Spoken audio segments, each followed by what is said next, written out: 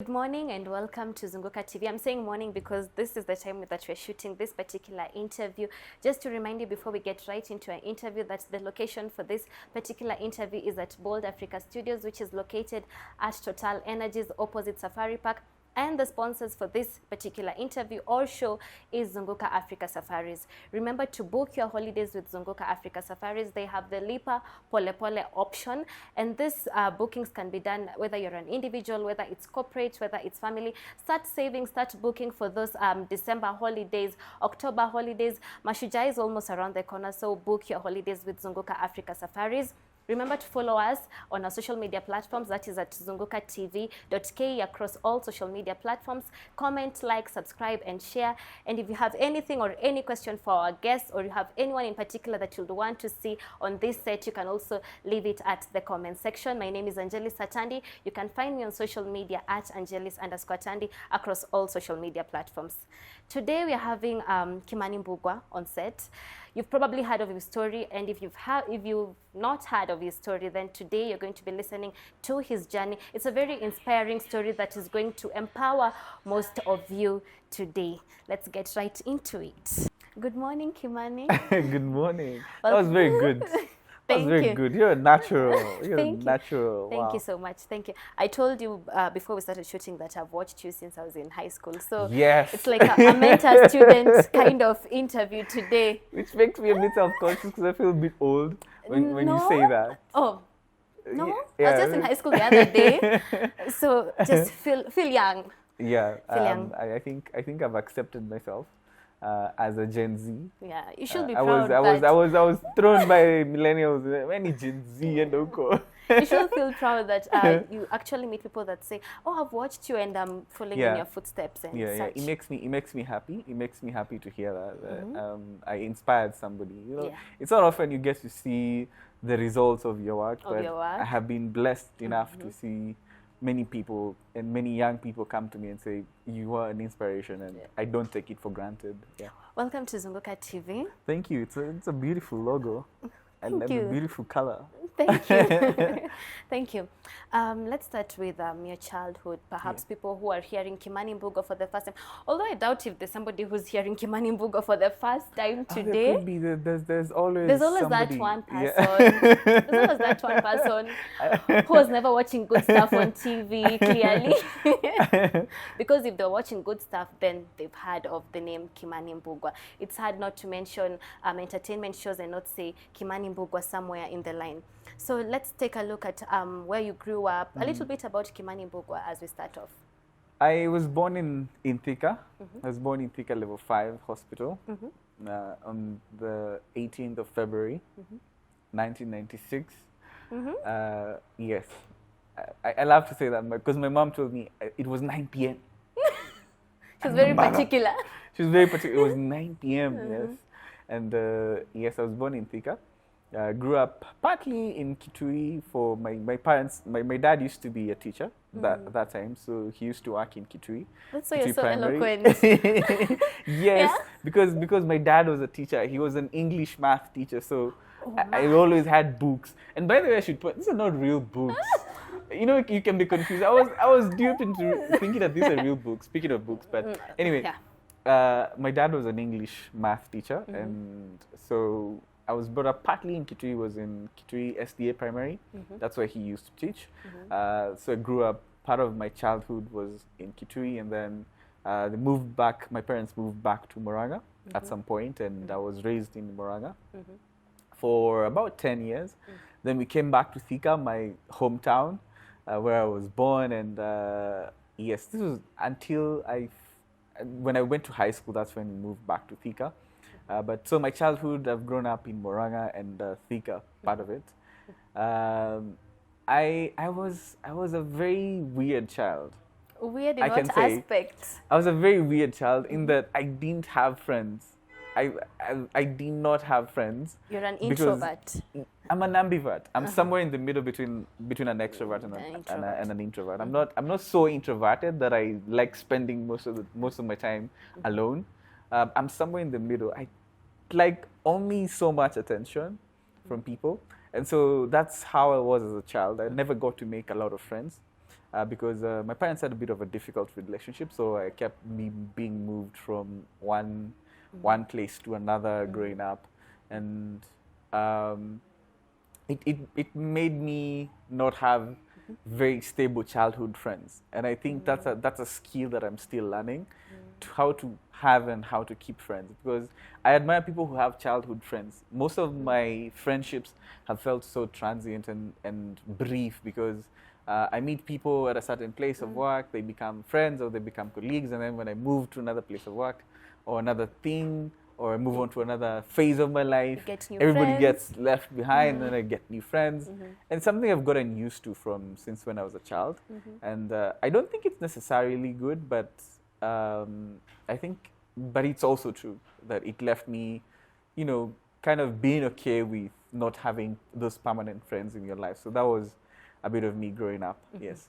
Let's talk about your big break. Yes. When you first ventured into TV, you were just a teenager. Put me in that headspace. It started, let me tell you guys and everyone who has watched me, sometimes people confuse, there are people who say I'm lucky, and I would say, yes, I have been very lucky, and I have gotten, I'm a privileged person.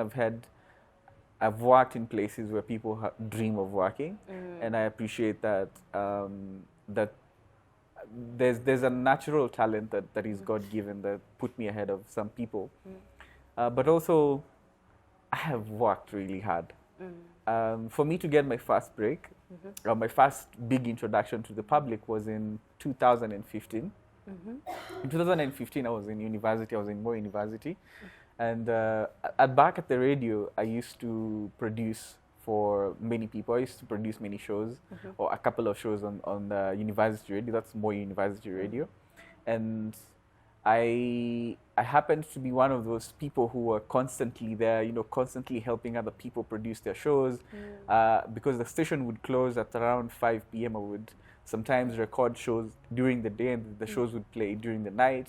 And the station manager there is called Gilbert Langat, noticed that I had talent, and he supported me. He allowed me to produce for other people. He gave me the opportunities to, keep coming to the studio and he just let me be in the world of radio. So I was immersed in the world of radio, good sound, good production, good audio production. And so because of that, when Nation FM came to Moi University looking for student presenters for them they had a show called Vocal Nation at Nation FM. They wanted young campus radio presenters who had shows back in the radio stations, in the university radio stations, to come and compete for a job at Nation FM.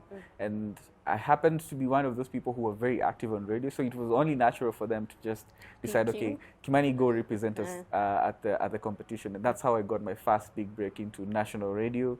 I remember when I went to Nation FM, I met Jimmy Gathu for the first time, and I was a huge fan. You see the way you see me and say I used to watch you in high school. That was me and Jimmy Gathu, because I grew up watching Jimmy Gathu. He was so talented. I used to look up to him, and he just gave us the opportunity. He was like, we were expecting to be trained on how to, because we were going on national radio.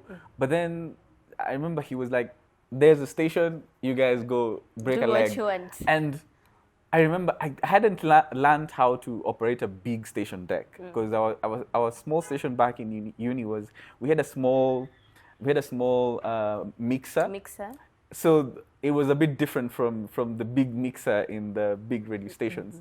So, and I had to learn that by myself on the job. So I was just thrown into the studio, and I learned how to control the mics and control the deck while in studio, and still pick calls and do all of those things, because they were expecting you're in J school, you're doing journalism, you have a radio station back in your school, so you're being trained for this. So they threw us to the deep end, and well, we started as about 19 or so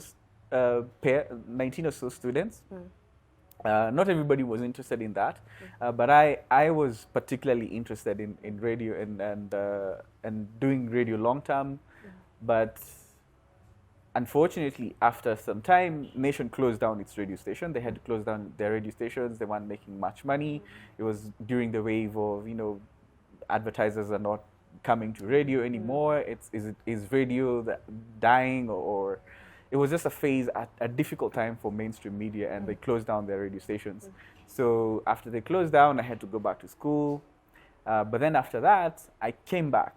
And I applied for an internship, of which at Nation, by the way, they give you an exam, a 3-hour exam before you get an internship at Nation. That's how serious the media house is. And it's one of the best places for one to grow as a journalist, because they were only picking the best. And for me, getting an internship again after being involved in one of their radio programs and getting an internship again, it was such a huge blessing. I mean, I almost couldn't believe, because we were about 12 people and only 2 of us made it in that interview. Because it meant if I didn't get that interview, if I didn't pass that interview, nobody would have known my name, because I wouldn't have gotten my foot back at Nation. But then I got back at Nation. I still worked so hard. I still worked hard at the Daily Nation, one of the best publications.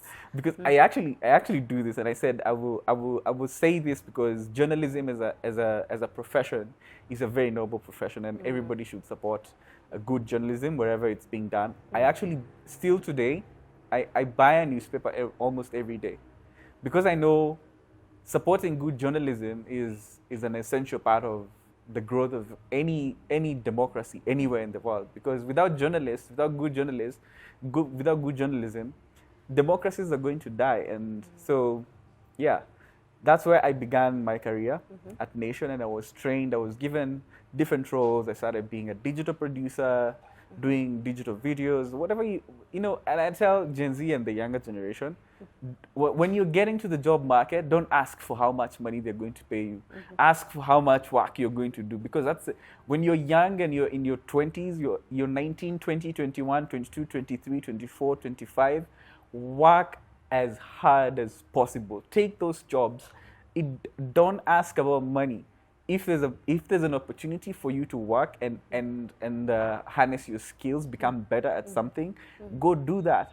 I learned how to be a graphic designer. I learned how to edit videos. I learned how to do so many things in the workplace, such that by the time I was finishing about 1 year at the workplace, I was being considered for bigger positions. And that's why bosses were like, yeah, give Kimani. Because you're now an asset. Yeah, because you're now an asset. You become an asset at the workplace, and the money will come. Don't worry about the money will come. So that's how I got back into media after a brief, after the stations closed down. I had to come back to Daily Nation and still go back as a writer, write for Daily Nation for a while. I wrote for Daily Nation for about 4 months. Then the internship ended, and then when it ended, by the time it was ending, I had already started making networks at NTV. So by the time it was ending, Larry Madowo got me on his show as a producer, and also got me on another show, and people started noticing, and by the time, before I knew it, Kimani Mbugua was a thing, and was a name now, and I started seeing people respond positively towards what I was doing, and I was very happy. Yeah. Tell us about how you transitioned from now radio, you've done publication, and now you're on mainstream media. Was the pressure too much? The pressure, you have to learn to work under pressure. You have to learn to work under pressure, and be fluid.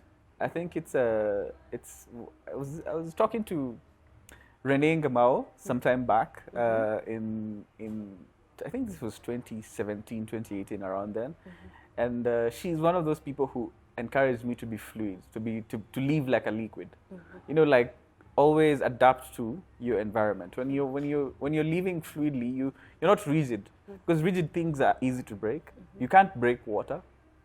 You can't. You can't. Even if you pour water on this floor, it's not going to be there when you come back after a month. It's going to have evaporated and become something else. You see, so learn how to transition and transform yourself. And when pressure comes, you'll take it. You'll ace it when pressure comes. Yes. You transitioned from NTV, then you went to Citizen TV. I think Citizen TV, that's when you became an actual household name that everybody knew Kimani Mbugua from Broken News. I was telling you, I've been watching Broken News.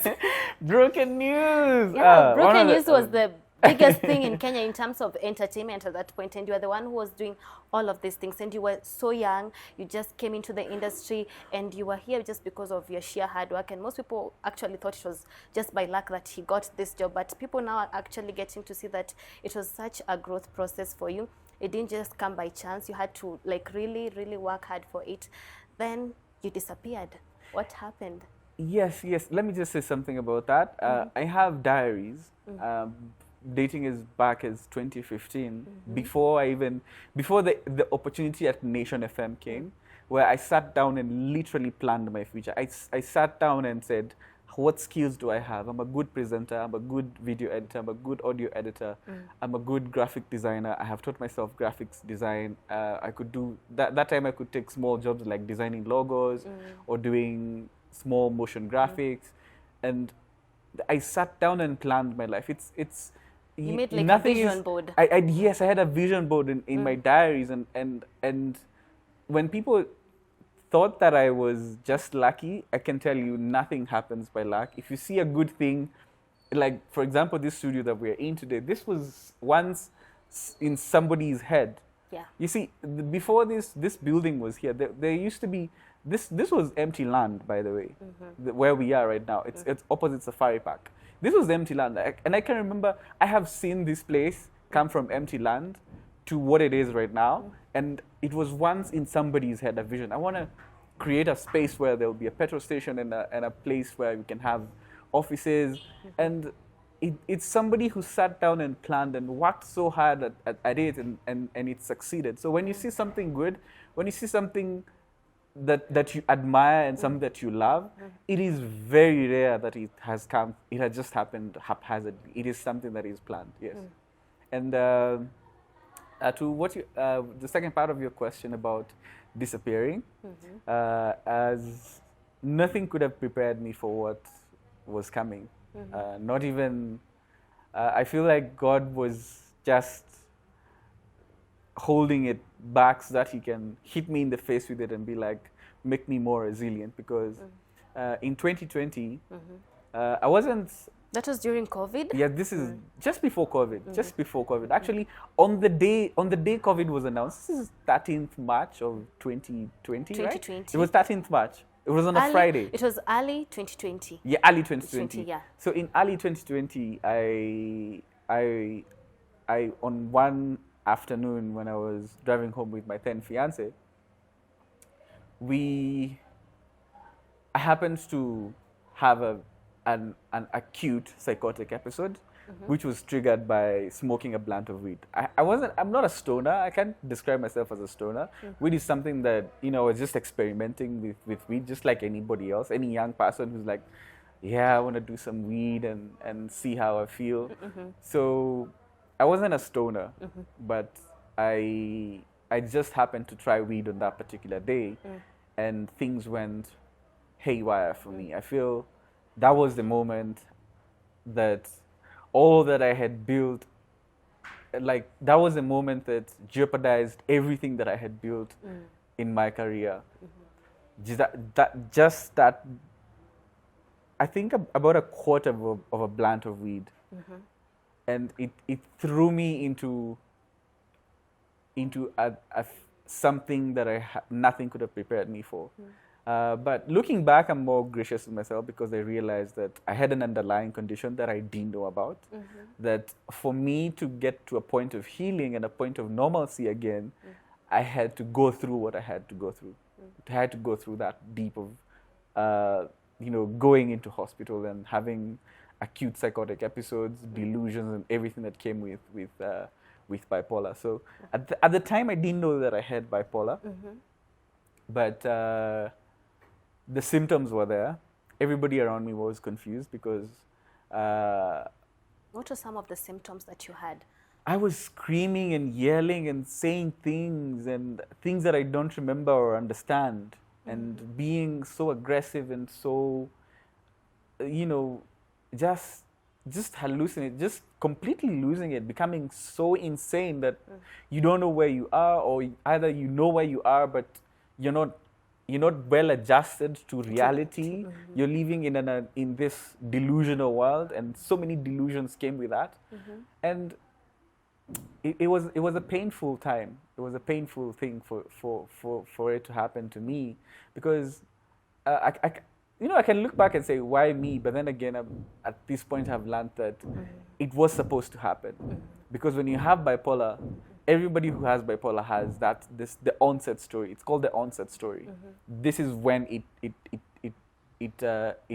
now hit me that you're a person who's living with a condition, with a mental health condition that is dangerous. And there are things that you'll have to readjust your life in order for you to be okay and to live well and to live a successful and happy and healthy life. So before that, I was smoking. I was a heavy smoker. I was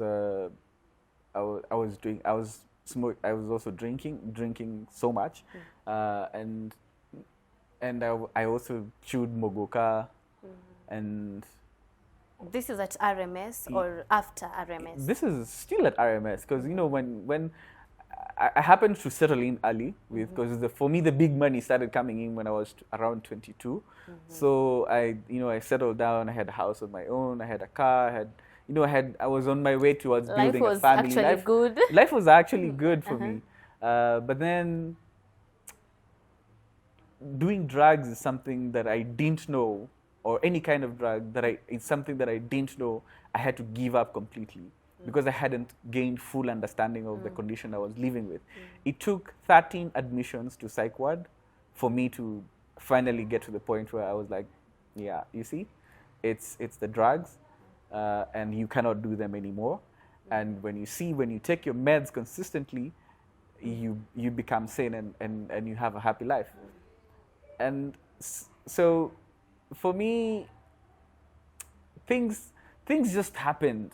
After that day, the day the COVID hit, at the day the COVID hit, I think 13th March of 2020, my life was never the same again.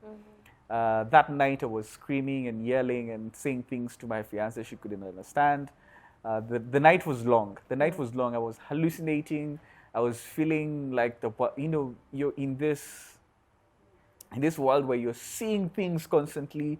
You're feeling like there's a global thing that is going on and you're part of it, and it's very hard, and you're hallucinating. I think I was watching, was it Mr. Beast or PewDiePie? I think it was PewDiePie that I was watching, and he was gaming, and then I was like, this is a game that we're playing. COVID is a game, it's not a real disease. So your mind starts building delusions around so many scenarios that are not real. So the next day she took me to hospital, and that was my first admission. I stayed in hospital for 3 weeks during my first admission at Avenue Hospital.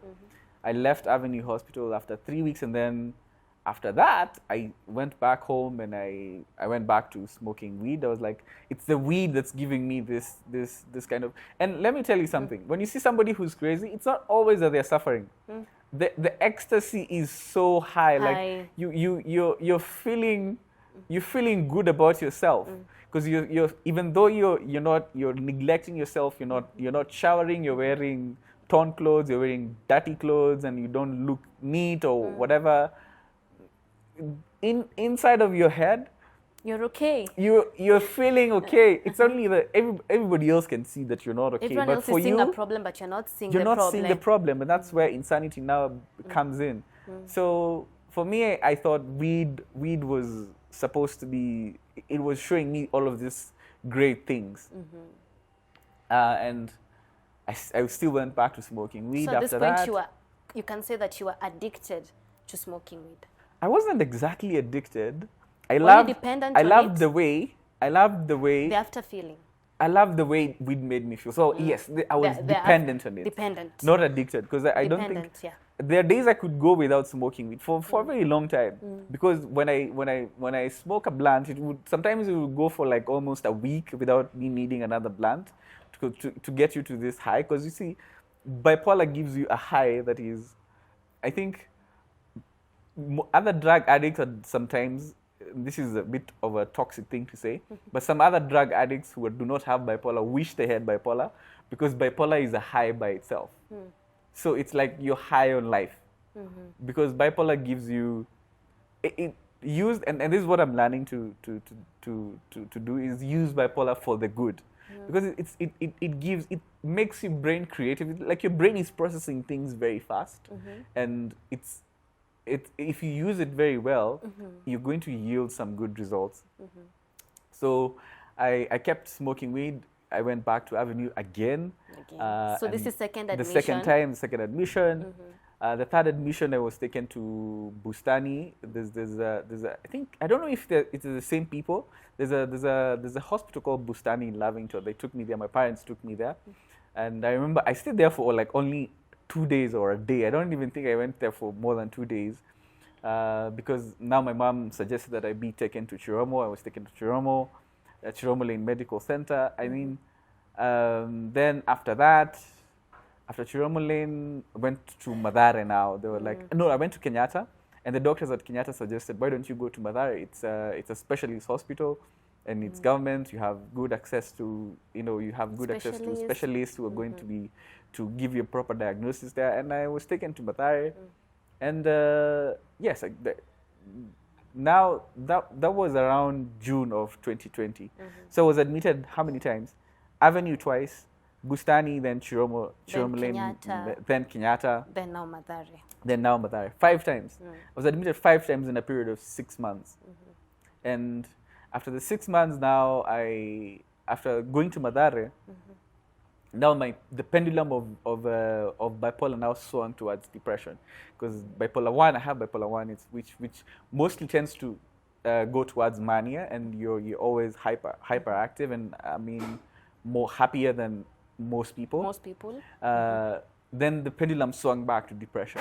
So I went back to depression, and I went back to work. I had a point where I felt okay, although I didn't know exactly what was wrong with me, but my brain kind of just settled down, and it was like, okay, let's process what has happened over the last 6 months. And when I started working at Kenyan Associated.ke, and this is the thing about mental health, and I tell people this: you cannot diagnose someone by looking at them. Because I remember when I went to work at Kenyans, I was very happy, and I was putting up this face of a very happy person. You've always been jovial. Yes, I've always been a jovial person. Yes. I think many people didn't get that you are going through something, because Kimani Mbugua is associated with a lot of fun, a lot of happy vibes. Yeah. There's never a dull moment with you on screen. I think most people are like, yeah, it's okay, that's his personality. Yeah. And so when I went there, I just started working like everybody else. My performance was a bit low, because I was the depression was a bit heavy on me, so I wasn't able to perform as well as I could. And so the next year, after 1 year at Kenyans, I felt, let me go away. It was clear in my mind that I needed to go away. This is when you decided that I do have a problem and I need help. Yes, and I need help. Yeah. I don't know what, and I just settled down. I was like, I don't know what it is, but I don't want to feel like this anymore. I'm not mentally okay. I had gone through a breakup, a very nasty breakup then, because she was my fiance, and there was a lot of people involved, family. I'd introduced her to my family, and also it was a serious relationship that ended, and I felt. Was your illness one of the contributing factors to the relationship coming to an end? Of course it was, because you can't take away, even though you're doing things out of character when you're depressed and when you're manic, it's still you. You can't take yourself away from that, and not everybody might understand that. They might think, oh, maybe you are pretending, or maybe you're being disingenuous about it.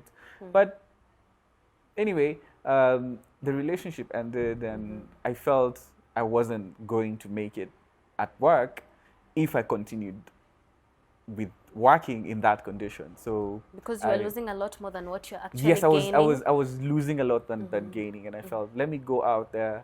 Let me rest. Let me take a break. I felt I needed a sabbatical, and it was that decision to go on sabbatical that really brought healing for me. Although when I left, I went back to smoking weed, and it brought back the mania and that excitement. Because you were triggering it. Because I was trying to trigger my bipolar. Because the reason why everybody who has bipolar should take a mood stabilizer every day is because your brain tends to overdo things.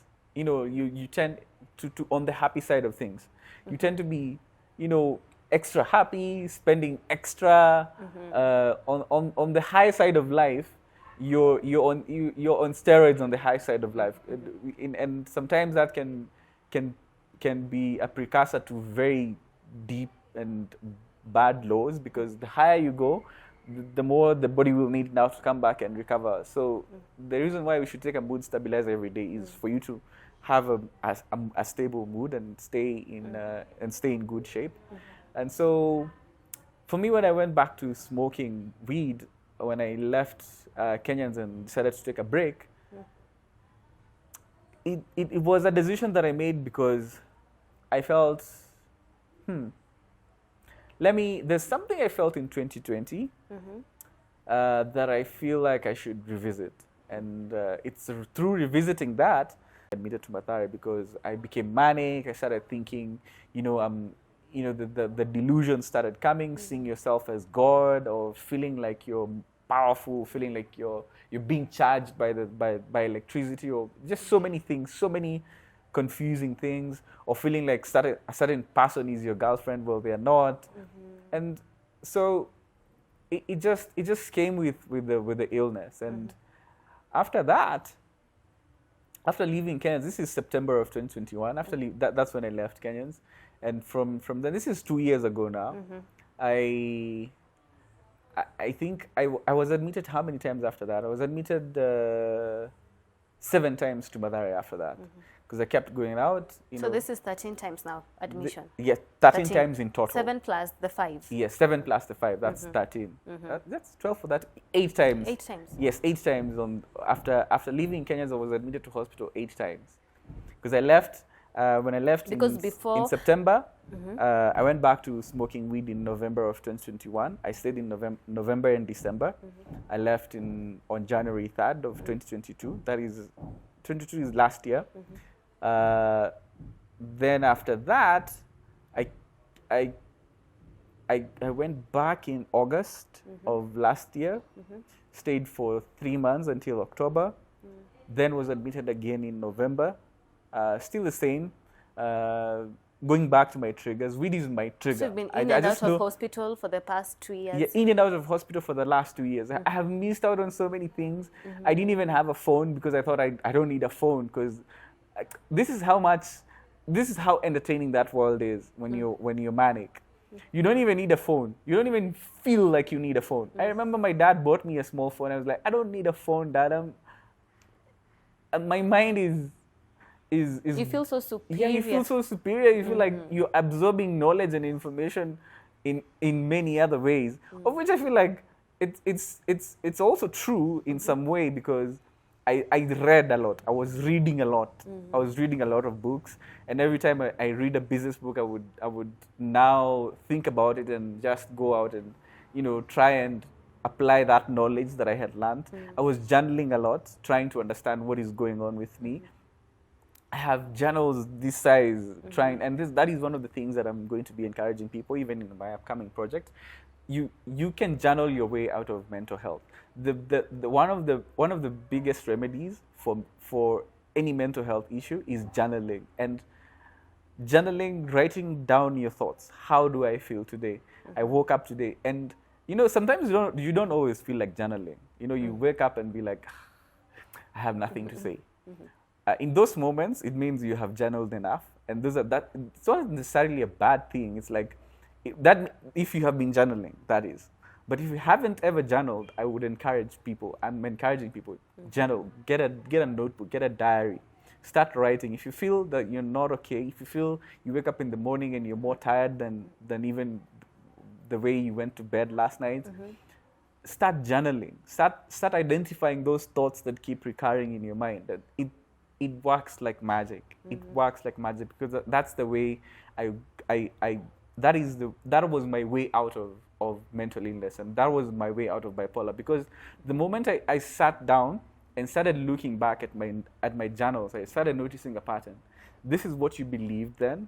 This is what you believed then. This is what you believed then. And now, is this true? This is not true. So you identify that like this is a delusion. You thought this girl was supposed to be your girlfriend, but look at how she's responding. What is the reality?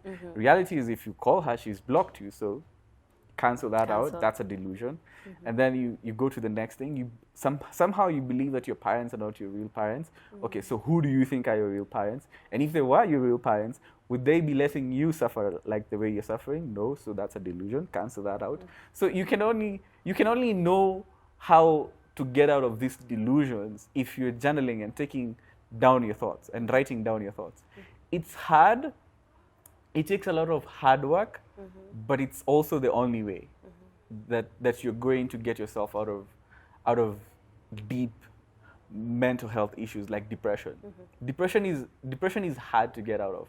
And for me, I'm a mania person. So somebody made a joke last Saturday and said, Kimani with the manics. And I'm more of a mania. Mania tends to affect me more than depression. But I've also had my fair share of dark night of the soul kind of depression.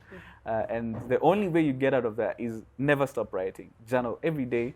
Wake up, write. Yesterday I fought with my girlfriend. This is what she said to me. It was very hurtful. And I think it was hurtful because of this. When you have journals that are piling up, you will go back to them and look back and say, wait, this is how I was feeling. And now when you look back from the vantage point of time, everything starts to make sense. And that is how I found my healing after 3 years of hell. When you were diagnosed with bipolar, you were at the peak of your career. Everybody knew your name. How did that affect you after you came out of hospital? Honestly, there's a friend of mine who told me, you cannot shame the shameless. You cannot shame the shameless. I think he encouraged me to be a human. I'm suffering, just like everybody else. Just because you know my name doesn't mean anything. Fame is fleeting. It can be very shallow. It's a drug. It's a drug. Yes, it's a drug, and it can be very deceiving sometimes because in short time. You see, you can't quantify it. You see, it's just there. It's neither good nor bad. When people know your name, that does not mean that just because you're a celebrity or you're known by people that now you're immune to working hard and putting your life in order. No, in fact, it makes it even harder for you because now you have to work twice as hard as everybody else because to maintain the status. To maintain the status, not even to maintain the status, but to because if your daily bread is dependent on the kind of quality of fame you have, then it means your work is cut out for you. You have to read a lot. You have to take time to read. You have to take time to exercise. You have to take time to be with your family because again, you have to live your life so intentionally because you know that it's not just you who is going to be affected by you being sick. Because there's a whole line of there's a whole line of people. There's so many people who, in fact, I've learned to now embrace my fans. Gen Z are my biggest fans. I have gotten so much outpouring love from Gen Z, and I'm like, yes, thank you guys so much because I at some point sometimes it's good to see the impact of your work. You see, the way you guys were in high school was when I was doing Broken News, and now you guys are out here doing great things like the way you're doing here. Now, I think that brings a certain joy towards someone that you start appreciating how good the fame is. So the quality of fame you have is something else because you can get cheap fame, and it's It just won't last. yeah. Fame is just it's not a good thing or a bad thing. It just depends, on how you use it. Yes. Let's talk about, there's an interview that you did, and I'll quote you, and you say that there was a moment that you were even on the streets due to Yes. bipolar. Yes. Tell us about that whole period and how it was like for you. This was last year in December, around the 26th of December. 25th, 26th of December, yes. The only thing that saved my reputation for at a ruin is not exactly, maybe, I don't know. But I feel like if somebody was in town, if Nairobi was as busy as it is today, I don't know what I would have done. I have no idea what I would have done. Take us back to that day, that particular day. That particular day, I left Murang'a with my dad. We came to Thika. I think I was supposed to go get my ID or something. I was supposed to get something from Thika. So we come with him from Murang'a. We get to Thika. He gives me bus fare to go back to Thika after I finish what I was doing.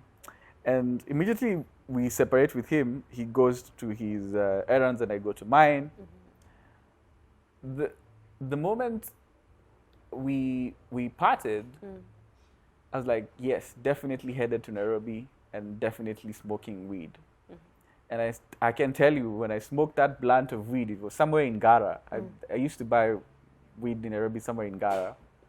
When I smoked that blunt, I just got so delusional and manic. I was like, I'm ready for this.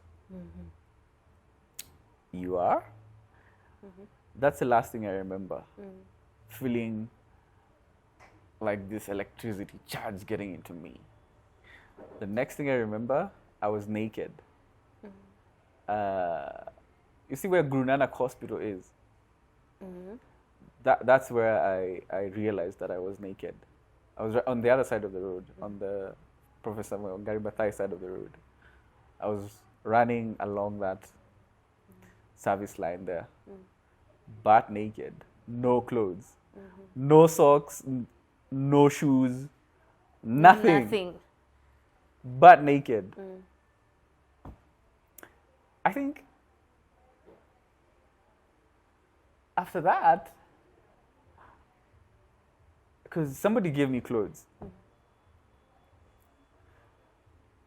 I don't know. I've never really processed it, because it's still one of those things that gets me like, this is how much neglecting yourself, neglecting your mental health, this is how much it can rip you apart. Knowing that something is your trigger and still going back to it because you don't have full insight, it can rip you apart. And it has encouraged me to even keep on being better and keep on, living an intentional life, and, knowing that I have a condition that is so dangerous. Like, it's like life showing me, God showing me that this is how dangerous it can get. This is how dangerous this disease can get. Walking on the road naked, butt naked, even at least hao wazimu wengine wanakuwa na manguo hata kama ni chafu. I didn't have any. It was that bad. It was that bad. Do you think that that moment actually defined how you're going to live your life after that? It did. It did. In hindsight, it did. It was like the turning point. Not exactly the turning point. It wasn't my turning point, because even after that, immediately, by the end, now when I'm walking naked on the road, my family are looking for me, because I left Murang'a and I didn't go back home. And I stayed away from home for like almost a week. My family is searching for me all over Murang'a. I don't have a phone. No way of contacting me. And I'm in Nairobi. I don't have money. I'm butt naked. How am I going to get to Murang'a? So I walked. I decided that I was going to walk all the way home. So I walked all the way to Juja. And when I got to Juja, that's where now I found somebody to help me. My sister used to work at Juja. She came to, we were reunited in Juja. And My feet were hurting. I had big blisters on my feet because I had walked with the Crocs that I was given by the person who gave me the clothes were torn underneath. So my feet were hurting and it was raining. So after that, they took me to Mathare on the 31st of December last year. And I stayed in Mathare for 3 months between January and March of this year. And when I left, I remember one of my psychologists called Samuel Njure. One of my psychologists told me, you know, even Kanye West has bipolar and he doesn't do drugs. I was like, wait, what? Kanye West has bipolar? I'm like, and they will love Kanye. They will love Kanye. And so he started, I think that's when he started encouraging me that, you know, you can actually manage it. I can actually manage it. Because before that, I didn't know it was bipolar. Before that, I was just nikuchizi too. Before that, I was like, I don't know. Maybe I'm like this. Maybe mimi ukuwa mgonjwa tu hivi juu siponangi. Na hata nikienda hospitali siambiwi wangu ni ugonjwa gani niko nayo. So when I spent 3 months in hospital at the beginning of this year, January, February, March, that's when the doctors at Mathare they collaborated to give me a diagnosis. My file is so thick. My file, I have a big file at Mathare. It's so big because I've been there. I've been there for so many times. So my file is big at Mathare. So the doctors checked it, and they were like, from the pattern of that we're seeing in your file, this is definitely bipolar. And when I was given a diagnosis, I was like, bipolar. Sasa bipolar ni nini? So that's when counseling came in. I got a psychologist who now explained to me this is what bipolar mood disorder is, and this is what it does to you. That is why you are doing this. That is why. So now after that, now life started making sense to me. Like, okay, so I'm bipolar 1. I tend to swing towards mania. This is how I can manage it. This is how I can manage it. But if I take drugs every day, you know, and I take them religiously, I'm not going to go back there. It's like the doctors like, it's a very simple thing. Just take your meds and don't do drugs. Don't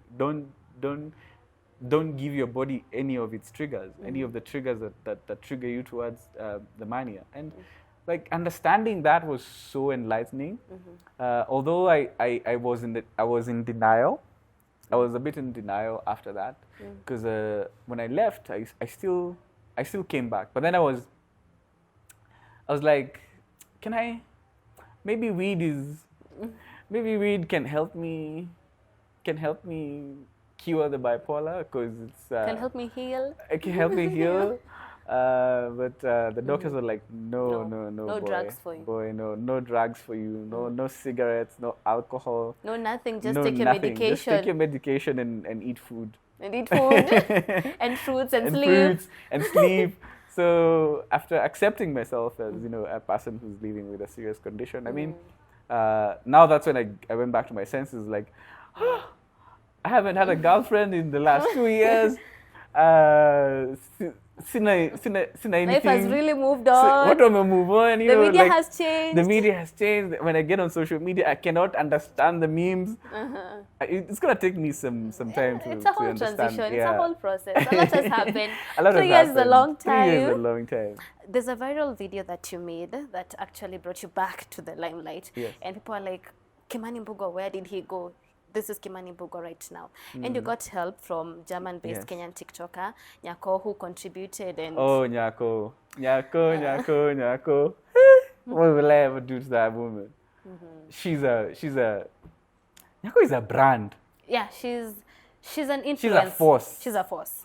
She's a force. She's the real influencer. Yeah, she's a real, yes. Yeah. We say people are influencers because they can impact change. Now this is influence. Yes, that when is you can drive people to a common cause and do something. And she mobilized her resources and her fans, and they contributed for you, and you were given some money by her. What are you doing with that money right now? I am very careful with the money.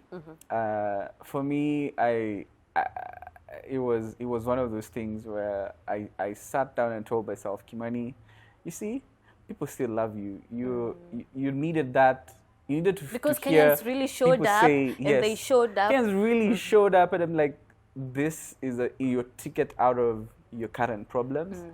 And I'm like now 1.2 million shillings in debt. Now that doesn't seem like an achievable thing to do, like to pay back the debt, because I'm like, I already got a business partner. I wanted a business partner. I got a business partner. And now we're investing this money together. Every day we strategizing on how to best invest the money. And can you disclose what you're working on? Just a snippet, a little bit. I know business is very confidential, but just a little bit. It's a bit confidential, but is it related to media? Yes, it's related to media. So we'll be I want to come seeing back. you Yes, I want to come back with all back on our screens. You'll be back on your phone screens now, not on the other big screens. screens. Yes, and that's what we're working on. And one of the things that I want to encourage people to do, and I want to be a force for good. I realized I'm not only inspirational to young people, but also to a lot.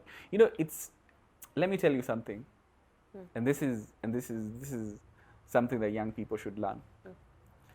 When you become more successful than older people, don't be boastful. Don't go flaunting your wealth and doing such kind of things to the older generation.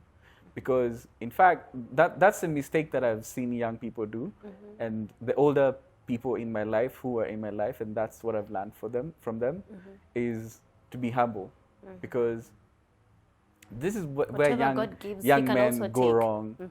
Now, because you're successful more than older people, you start,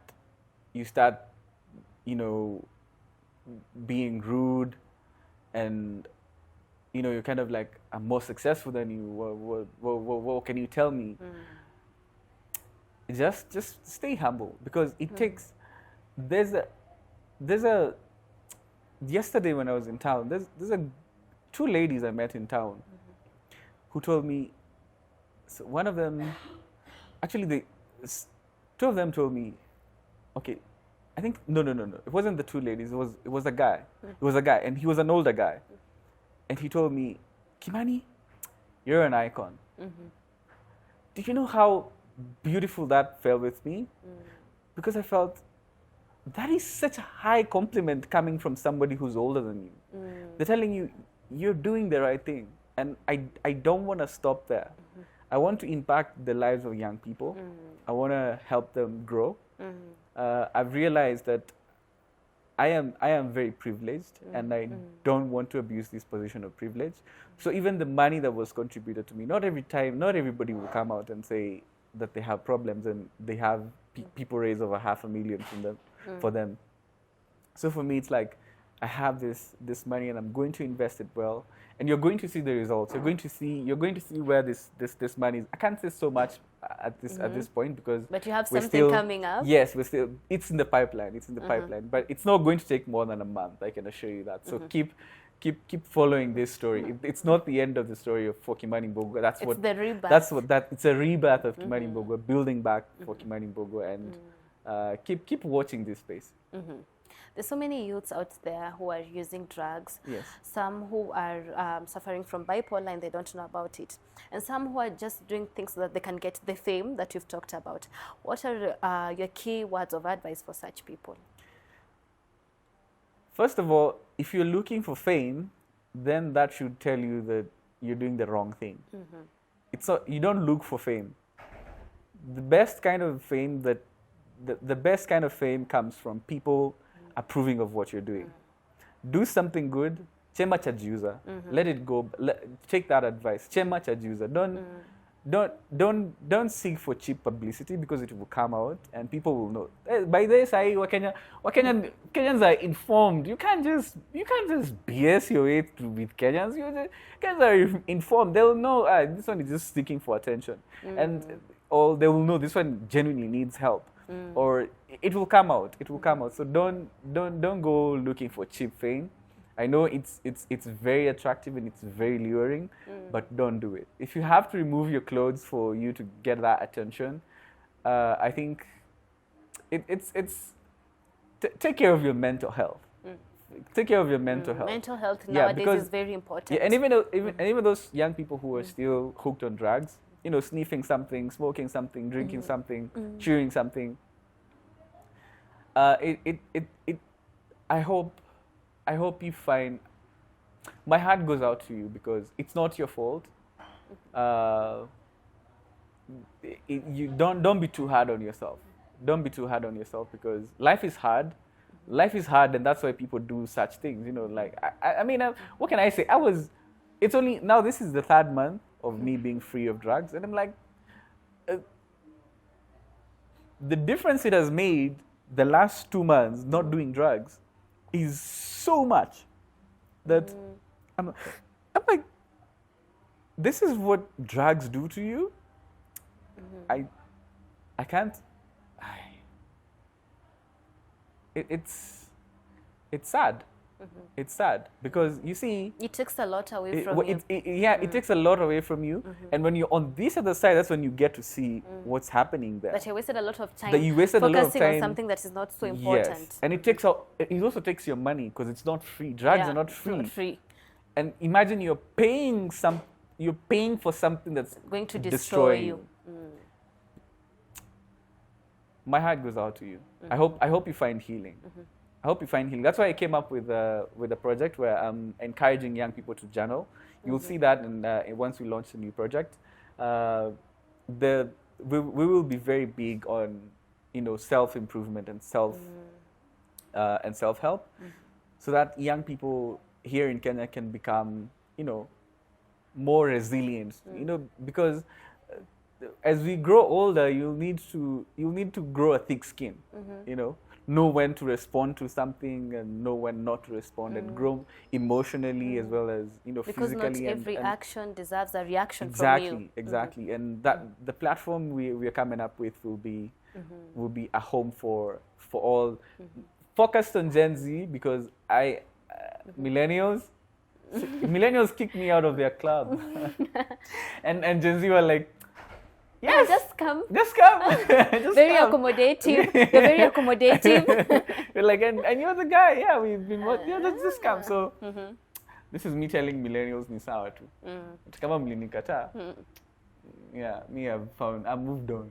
I found love somewhere else. In the Gen Z generation. In Gen Z. But thank you for opening up.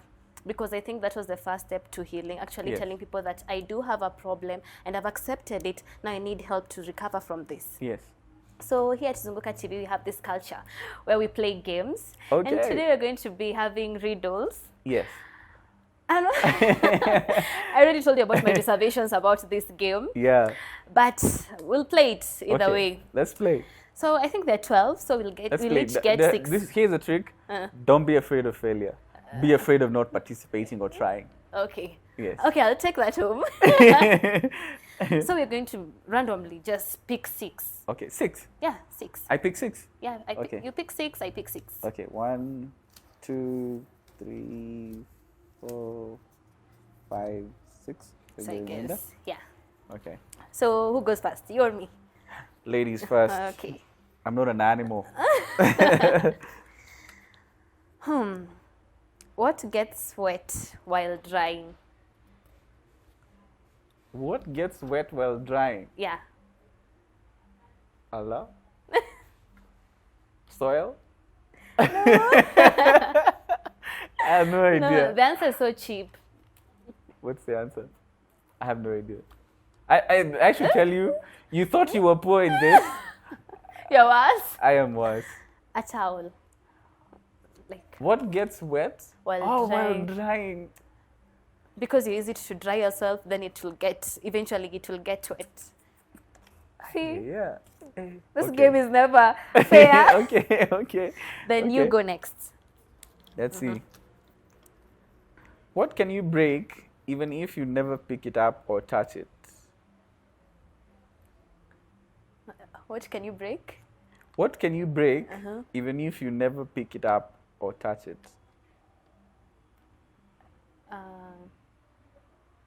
A bubble. Like a bubble. You don't have to necessarily touch it. Try again. Oh, I told you I'm not so good at this game. I don't have to necessarily touch it, but I can still break it. Yes. You can break it even if you never pick it up or touch it? Uh, What have you broken before without everything touching? I've broken, I've touched it in one way or the other. Oh, I promise. I told you. I told you this game is not fair. Okay. Yes. A man dies of old age on his 25th birthday. How is this possible? Aman? A man dies of old age on his 25th birthday. How is this possible? A man dies of old age On his 25th on his 25th birthday. How is this possible? So he dies of old Side age. note, I'll never have known the answer. So he dies. Dies of old age On his 25th on his birthday. 25th birthday. How is this possible? Did he sleep and die? Sleep and I have no idea. The answer is so weird. What? He was born on February 29th. Yeah, it's so weird. I don't get it. I also don't get it. I love this. Although I'm not getting any riddles. But participation. Participation is Yeah. what counts. Yeah, You showed participation, up. Yes, I showed up. I shave every day, but my beard stays the same. What am I? I shave every day.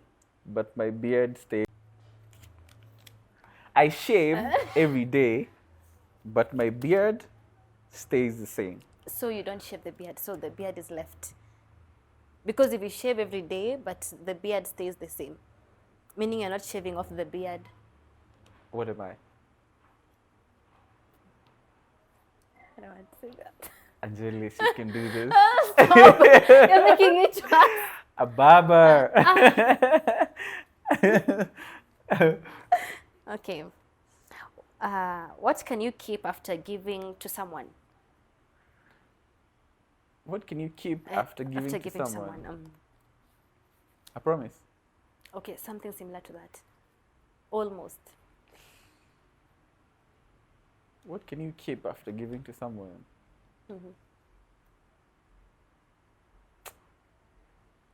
Your word.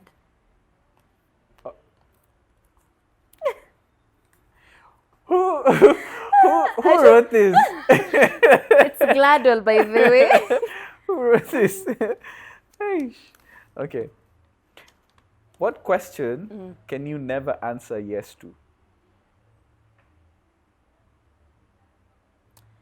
What question?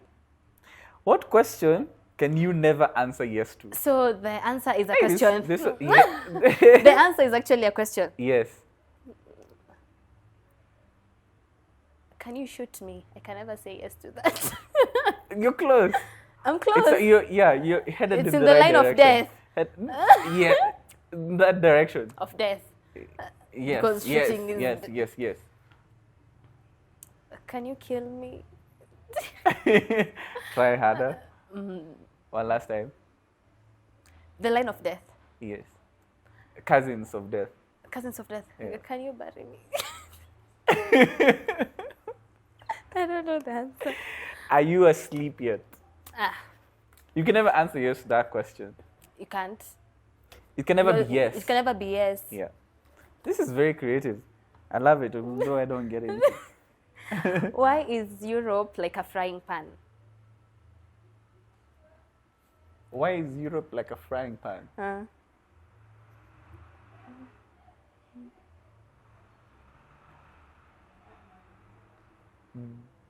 I don't think you'll get it. So I'm seeing the Because answer. it jumps from the fire. I thought you'll say something similar. No, it's because it has Greece, the country Greece at the bottom. It's never fair. Oh my God. You expected to answer this? What goes up but never comes down? I feel like I know the answer, but then again, I don't know. What goes up? But never comes down. Okay, This is very subjective. Is it? Okay. The answer that I have is so dark. Go. I don't want to say it. Bipolar 1. No, it's very dark and it might trigger people the wrong way. Because I'm thinking of a spirit. Once it goes, it never comes back. Yeah, that's true also. But the answer here is your age. Told you it's I never know. fair. I know. What has to be broken before you can use? What has to be broken before you can use? An egg. Correct. Oh, I got one. I got one. The first guest to actually win something or get something right. You're so smart. I'm just smarter than that is 1 out of how many? One of 6. 6. So you go next. Okay, let's see. What is full of holes but still holds water? What is full of holes? This one you can get. A borehole. That's not the answer they've written here, although I feel like you have a point. What has holes but still holds water. a sponge? Exactly, yes. We are good. We make Yeah, the A team. at least, yes. So I go next. Yes. Then you'll do the last one. David's father has 3 sons. Snap, Crackle, and David's father has 3 sons. Snap, Crackle, and David. Good. So 2. You have 2. 2? Okay, let's see. What is in front of you but can't be seen? That's easy. What is in front of you but can't be seen? Is it physical? No. Future. Exactly. Whoa! It's a draw. Draw 2-2. 2-2. We're actually good at this. Thank you for coming. You're welcome. And I I'm wish happy. you the very best in whatever You you're have doing. a bright future. I can tell. You're a natural. Thank You're a you. natural. It means a lot coming from somebody I've watched growing up. Yes, Can I you're say a that? natural. I've watched you growing up. Yes, you can say I hope that. it doesn't make you feel old. No, it's okay. It's okay, you're a Gen Z. You Yes. already accepted it, that Yes. you're on this side. The millennials decided to push you to this side. Yes. Thank you for coming. As we wrap up, you can give people your social media handles where they can find you if they want to interact with you. Yes. Yes, I recently recovered my social media. I had lost control of my Twitter, but I got it back at I am Kimani Mbugua on. It's called X now. Yeah, it's X. You're a Gen Z, it's X. On X. It's X. It's called X now. I am Kimani Mbugua on X. I am Kimani Mbugua on Instagram. And TikTok. TikTok. You have a Here's someone TikTok page. TikTok. I have a, Yeah, I you have a TikTok page. page. It's Mr. Kimani Mbugua on TikTok. Yes, that's my TikTok. I think that's the only. On Facebook, Mr. Kimani Mbugua. No, I am Kimani Mbugua on Facebook. Yes. Thank you for coming. You're welcome. Thank you everyone who's watched this particular episode. I hope you've gained a thing or two from Kimani Mbugua's story. Remember to comment, like, subscribe, and share. And if you'd like to see a particular person on this episode or this interview, you can leave their name there and we shall try and as much as possible to get them to this other set. Remember to follow us on our social media platforms, that is at zungukatv.ke, across all social media platforms. My name is Anjali Satandi. Until next time, goodbye.